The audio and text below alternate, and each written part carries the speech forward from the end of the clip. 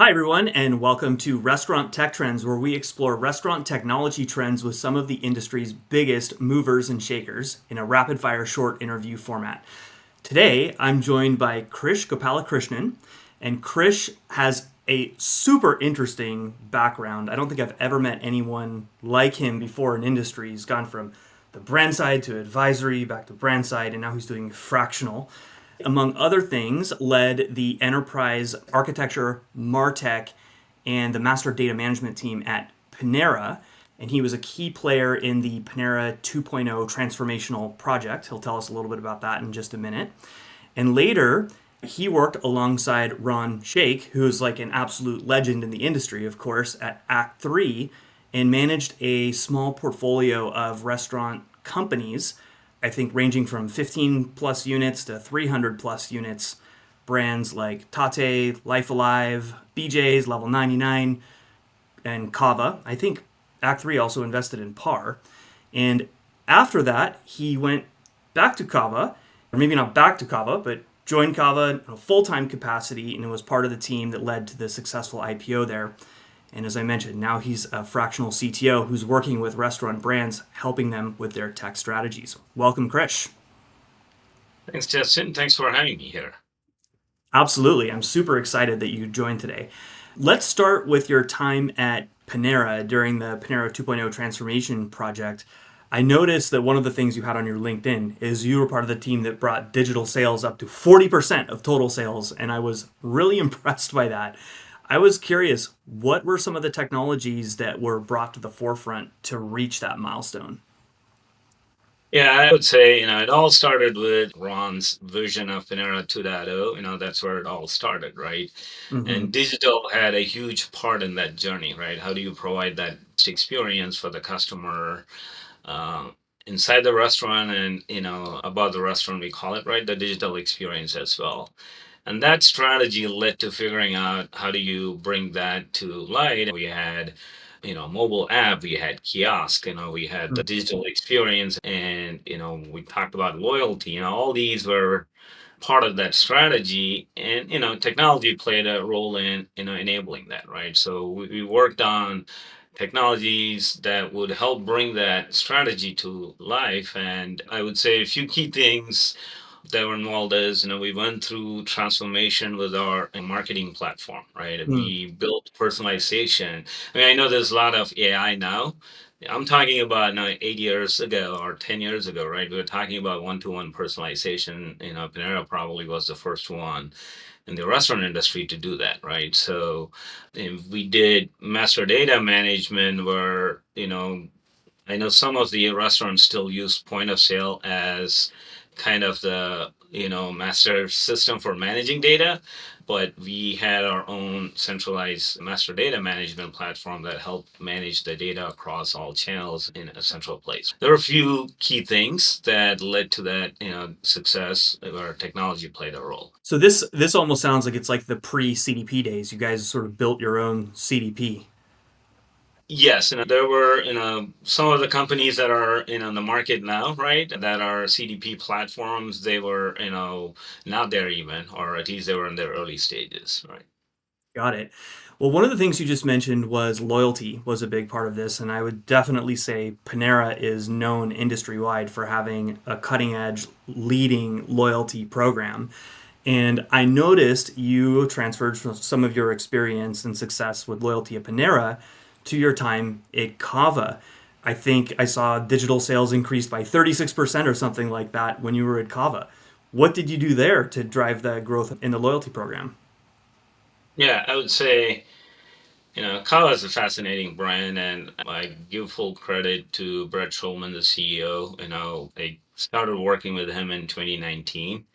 He's very tech forward, understands how tech plays into the restaurant space, and several conversations with him. We had a loyalty vendor, he realized that we were outgrowing. We migrated the loyalty platform, so it was more of a migration initially, and I then see.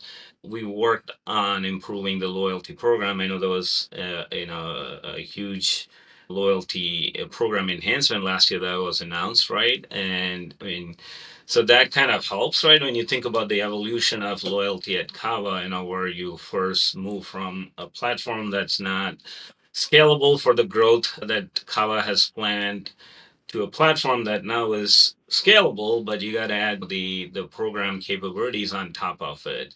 So I would say all those things were happening over the course of time, and CAVA is at a good position now where they're leveraging the capabilities. Well, there's no denying that the future of restaurants is increasingly digital.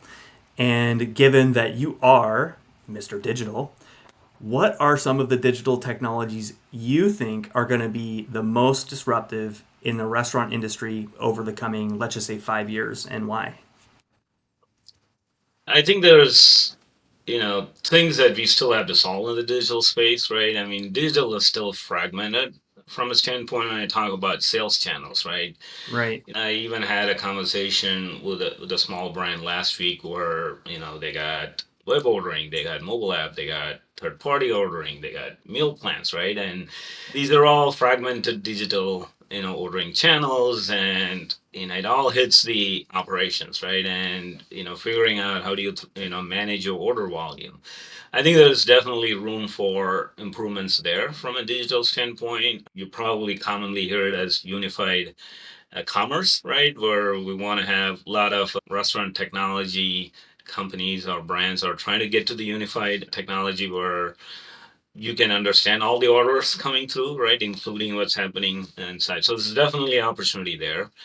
I would say conversational ordering is a big piece. I see a lot of startups there trying to tackle that space, that problem. I know when you asked about Panera 2.0, we attempted that during that time. There was natural language processing at that time, but the hardware has also improved so much now, right? I mean, True. the speed at which you can compute now has changed compared to 5 years. So I think those all help.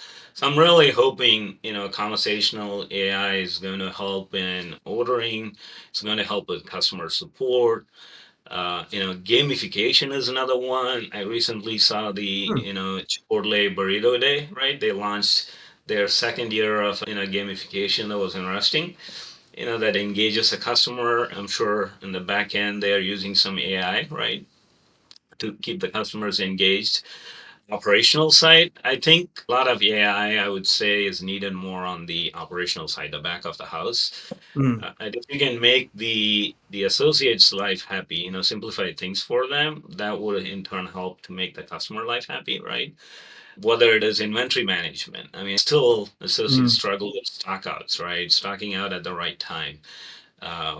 How do you forecast your demand, whether it is labor or COGS, right? I still remember the days where the finance team is trying to forecast all these things and are going to hit the target, are going to miss a target. And I think there's a Yeah. lot of data there that AI can help and improve.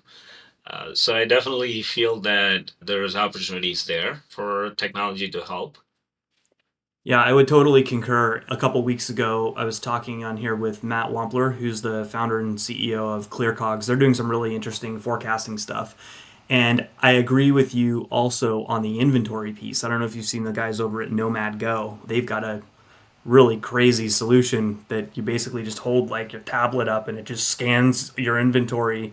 It's pretty sick, man. It's pretty incredible what you can do these days. I think technology is getting there. The other challenging part is, how do you make it more cost efficient, right, for the Yes. brands? Right? At the end of the day, you know, I've seen technologies, some of the technologies can solve, but it gets expensive and, the ROI is not there. So some of those things also play into account. I mean, things have gotten cheaper considering 5 years ago for the same technology. The other thing I'd like to add is also payments. I was recently in India. It's amazing to see where their restaurants, most of the restaurants are completely digital payments, and I've Mm. seen very less people pull a card out. They're all, paying digitally, right? And I know US, I still see in restaurants a lot of card being pulled out and paid. I think there's definitely room for improvement where the digital payments can help reduce friction at the register. For sure. China's crushing it on that too. The US is definitely far behind. Well, Krish, that's all the time that we have for today. I'm super glad that we got to spend a few minutes here to sit down. Everyone, Krish Gopalakrishnan. Krish, thank you. Thanks, Justin, for having me. Thanks for the conversation.